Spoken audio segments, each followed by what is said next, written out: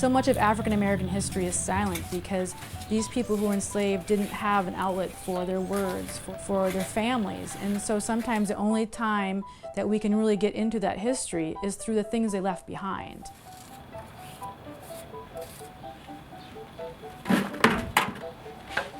If I can do this one small thing and open that conversation door just a little bit, then I feel like I've had a purpose. There was a reason why I ended up in this community, in this house at this time.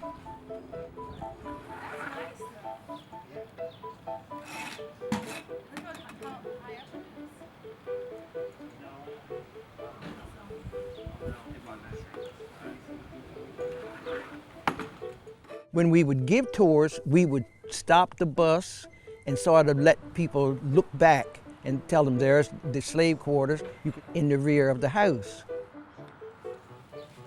It had always been referred to as the slave cabin in oral history coming from previous owners and people in the community. Alexander Bailey was a doctor. There was an attorney. I know that they were professional people.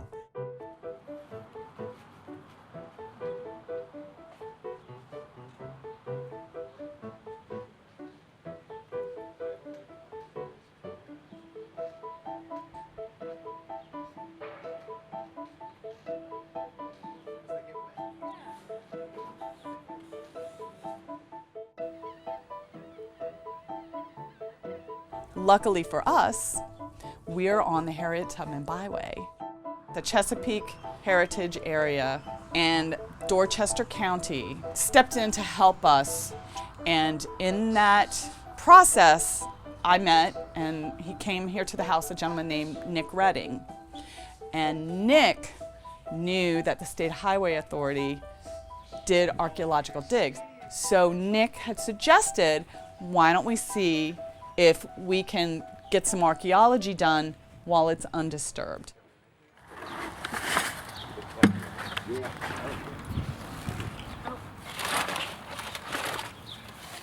What we're trying to do here is solve a mystery of the age of not only the cabin, but when did people begin living here?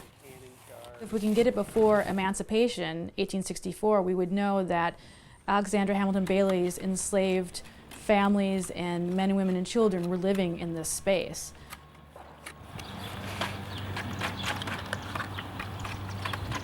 As archaeologists, what we want to do is try and control where exactly we're finding the artifacts, so we control that by digging in square excavation units. They can fluctuate in size from a couple feet to 5 feet square. And that allows us to take measurements both vertically and horizontally to figure out how these artifacts were laid down over time. Each layer of soil that we dig down will have artifacts that date to a certain time period. Bone, sometimes porcelain toys, nails, even broken dishes. So those sorts of objects have specific dates that they were manufactured, and it's up to us to determine when they entered the archaeological record. This is the first hint of it, and it's a little hump of it. And I assume it goes down. So whenever you get a sort of thing like this, you want to start working the edges. We have to think about not only what was inside the cabin, but what was there before the cabin was there. So as we begin to dig down through the soils, we're beginning to try and pay attention to when we're in the cabin and then before the cabin was there. And we're finding evidence of the Bailey family. Once the building was put on that location, then additional soils and artifacts began to accumulate in that space, and that's really what we're looking for.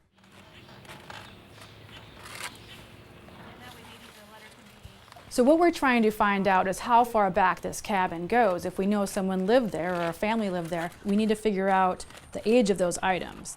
So if I have a broken ceramic plate or a teacup or an old bottle that was made and deposited before emancipation, 1864, that's going to begin to push the date of that cabin's occupation back into the past. I think we're into 1870s, 1860s, but I'm going to have to wait till we get back into the lab and really look at the artifacts and the way those artifacts are laid across the cabin and also throughout the layers of time. This is a bottle, a medicine bottle, and it's from a pharmaceutical company in Cambridge. You can imagine Dr. Bailey going down and ordering these sorts of pharmaceutical patent medicines from the local druggist. Here's a little bottle that we believe could have been a pill bottle. It's very small, made of glass, and the date is probably late 19th century. A lot of times when people think of those who were impoverished or enslaved, a lot of times they think of them, drinking or eating out of very rustic bowls and plates, but that wasn't always the case. A lot of times they did have tea sets, they had cups, and they had decorative dishes like this blue transfer print. One of the most exciting artifacts to come out of this is this doll head. And it's probably from the mid-19th century, maybe a little bit later. And it was probably made in Germany and then shipped here and sold in the store.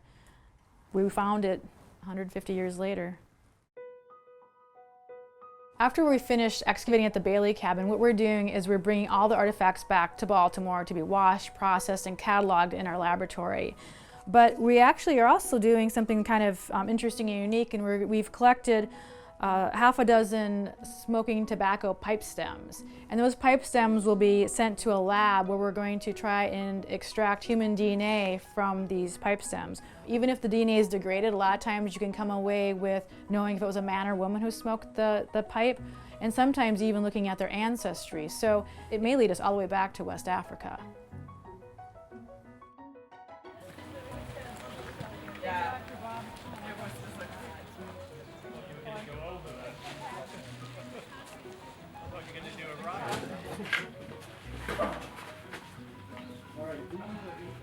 We're currently working on a way to provide educational access for people from a distance across the yard. I can't imagine not sharing with as many people as we can all that we've learned over the last year and a half, 2 years. I had no idea how incredible this experience would be. I was excited, but they let me come in there and I dig every day off. I go out there and get right up in the dirt with them, and they've taught me about everything that they're doing. I'm overwhelmed by the incredible interest and hard work and knowledge that they're willing to share and the things that it is bringing to this community. If I can just make a small contribution, I'm very proud of that. If you talk about the history of America, you've got to talk about the history of both enslavement and people that enslaved people. It's so important that we know this. And you can't be ashamed if one of your ancestors was a slave. You have to tell that history. And it's good that young people know it, because we have to know where we came from.